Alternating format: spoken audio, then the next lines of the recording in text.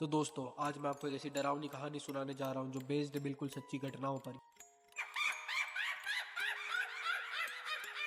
ये कहानी मेरी और मेरे दोस्त प्रणव की। ये बात है कुछ 5 साल पुरानी, जब हम दोनों स्कूल में थे और पढ़ने वाली थी गर्मी की छुट्टियाँ।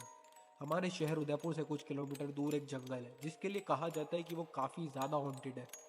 तो हमने सोचा कि हम दोनों वहाँ जाएंगे देखने की वो जगह सही में हॉन्टेड है या नहीं। तो दोस्तों हम दोनों बचपन से ही भूत प्रेत इन चीज़ों में विश्वास नहीं करते थे, तो हमें एक बहुत बड़ा कीड़ा था ऐसी हरकतें करने का।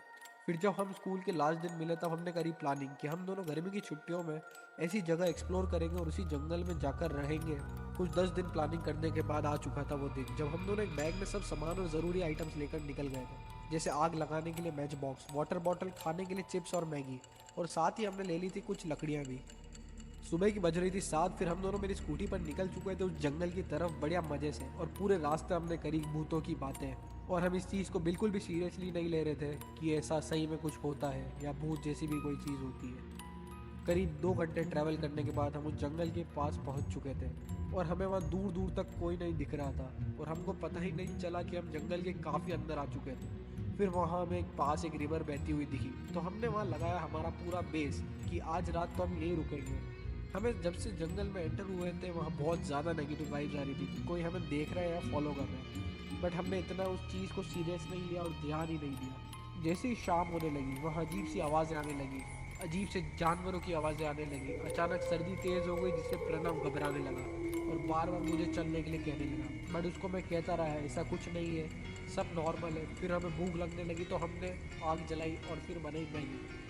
फिर हमें ऐसा लगा कि कोई हमें देख रहा है, तभी हम दोनों उस तरफ तेज़ी से देखने के लिए भागे कि कौन है वहाँ। तभी हमको वहाँ दूर एक बच्चे के रोने की आवाज़ आने लगी। हम दोनों काफ़ी ज़्यादा डर गए और फटाफट अपने मेज़ की तरफ भागे और सब सामान जल्दी से पैक किया। तभी अचानक से सामने हमें एक आंखों की चमक दिखी झाड़ियों में, और हम दोनों बहुत ज़्यादा डर गए कि वो चीज़ क्या थी जो हमने झाड़ियों में देखी थी। और फिर हमने सारा सामान लेकर वहाँ से भागे। तब हमें फिर वही बच्चे की रोने की आवाज़ आने लगी। हमने उस जंगल से निकलते हुए एक पेड़ देखा जो काफ़ी ज़्यादा खतरनाक और भूतिया लग रहा था, और उस पेड़ के पास एक बुड्ढी आंटी लाल कलर की साड़ी में बैठकर गाना गा रही थी। और उस जंगल में दूर दूर तक कोई नहीं रहता था। मैं चुपचाप गाड़ी चलाता रहा और इस बात के बारे में कि हमने उस बुड्ढी को देखा है हमने बिल्कुल भी बात नहीं करी। हम पूरे रास्ते चुपचाप बैठे रहे। हम इतना ज़्यादा डर गए थे कि बुड्ढी आंटी कौन है।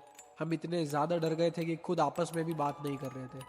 जब हम उस जंगल को क्रॉस कर रहे थे तो हमें लगा कि हमारी गाड़ी पे हम 2 ही जने बैठे थे, लेकिन वेट ऐसा लग रहा था कि हम गाड़ी पे 3 जने बैठे हुए हैं। और फिर एक पॉइंट पर आके ऐसा लगा कि कोई एनर्जी हमारी बॉडी से पास होकर निकल गई। उस टाइम हमने सोचा कि ये भी हमसे हमारी ज़िंदगी की सबसे बड़ी गलती हो गई कि हम अकेले इन जंगलों में आ गए। उस दिन हम दोनों को यकीन हो गया कि इस दुनिया में इंसानों के अलावा भूत और क्रिएचर्स मौजूद हैं, एंड हमको उन लोगों को चैलेंज और डिस्टर्ब नहीं करना चाहिए।